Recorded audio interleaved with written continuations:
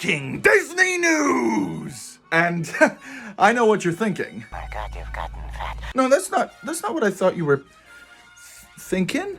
I thought you were thinking, hey, Mr. Unofficial, you gave a goodbye video back in January and haven't come back since. What gives? And to that I say, if the past few months have taught us anything, first rule of being a CEO, there's no rules. Second of all, I'm just doing what makes me happy now, and this news I have to share makes me happy. Now, you may recall late last summer, Disney held its biannual D23 convention in Anaheim. This is where they show all the company's big plans they're excited about, be it through the films or all the way down to the parks. It's their big thing. It's basically just a Comic-Con just for Disney. So they did their big display on everything that was going to be coming to Walt Disney World, specifically in the Magic Kingdom. There was a lot going on. But then very sheepishly, the day after the whole event was over, they revealed that they would be getting rid of Tom Sawyer Island in the Magic Kingdom out by Frontierland and replacing it with a whole Cars-themed land.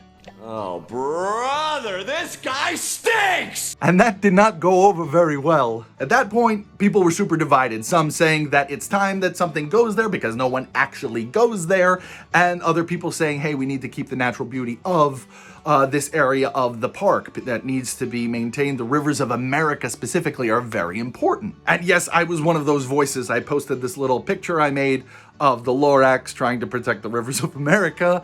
I'm very passionate about it. I still am passionate about it. That being said though, Disney just revealed some new developments on this Cars land going into the Magic Kingdom that has me actually genuinely excited. Just a few hours ago, Disney revealed this official concept art for the new Cars land they're calling Piston Peak. Pfft, he did what in his peak?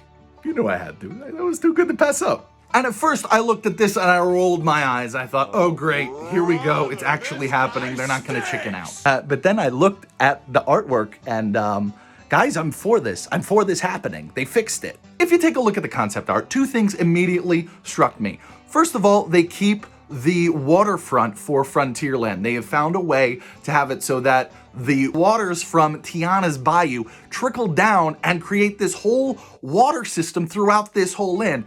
Water is still a key feature here, and that's huge. But then secondly, and probably the biggest thing that immediately struck me when I took a closer look, guys, it looks like they've resurrected the mine train through Nature's Wonderland and turned it into a racetrack here. If you're unfamiliar, Mine Train Through Nature's Wonderland was an attraction that lasted through the 60s all the way up to 1977 until it was replaced by Big Thunder Mountain in Disneyland. You actually may be a little more familiar with it by its referencing in a Nature's Wonderland themed episode of the Mickey Mouse cartoon that came out a couple years back.